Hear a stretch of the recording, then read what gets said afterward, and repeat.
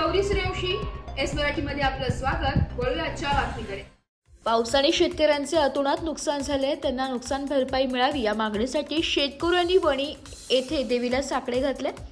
वणी येथील जगदंबा मातेच्या मंदिरात शेतकऱ्यांनी जगदंबा मातेला साकडे घातले की जोरदार सुरू असलेल्या पावसाने शेती पिकाचे नुकसान झाले। शासनाला देवी मातेने बुद्धी देऊन शेतकऱ्यांनुसार भरपाई द्यावी या मागणीची देवीकडे आराधना केली आहे।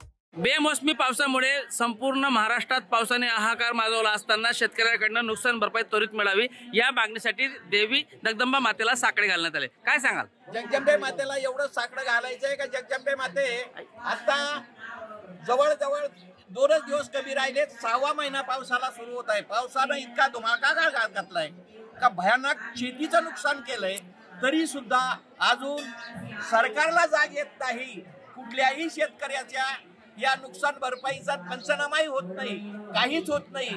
असे गिरदंडी केंद्राचं सरकार आहे। या जगदंबे मातेनं त्या सरकारला चांगली बुद्धी द्यावी आणि त्वरित या शेतकऱ्यांच्या झालेल्या नुकसानीचा पंचनामा करण्यात यावा, एवढंच या सरकारला चांगल्या प्रकारे पंचनामा करण्यात यावा। देशमुख साहेब, सरकारने पंचनामा करून नुकसान भरपाई द्यावी असं वाटतं? नुसती भरपाई देऊन भागणार नाही ना, नुकसान तर खूप झाले।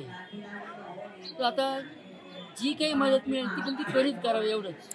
द्राक्ष बागा ह्या परिपूर्ण आता आपण पाहू शकतो की द्राक्ष बागांचंही नुकसान होत आहे। तर काडी तयार झाली नाही द्राक्ष बागांची, काय सांगा? द्राक्षाच्या बागांच्या काड्या तर तयार झाल्या नाही, पण सगळ्यात छाटल्या लेट होऊन राहिल्या। त्याच्यामध्ये माल निघत नाही, शाश्वत नाही। आज फक्त खर्च झाला, उद्याच काही सांगता येत नाही, तरी शेतकऱ्याकडे लक्ष द्यावं सरकार। शेतकऱ्याकडनं शासनाने लक्ष देऊन त्वरित काहीतरी भरपाई जाहीर करावी अशी मागणी आता शेतकऱ्यांकडनं वणी येथील जगदंबा मातेच्या मंदिरात होत आहे। दिंडोरी, नाशिक। मराठी न्यूजसाठी वृत्तसंपादक शामराव सोनवणे, वणी। अशाच नवीन ताज्या घडामोडी जाणून घेण्यासाठी आमच्या एस मराठी न्यूज चॅनलला लाईक करा, शेअर करा, सबस्क्राईब करा आणि बेल आयकॉनला क्लिक करायला विसरू नका।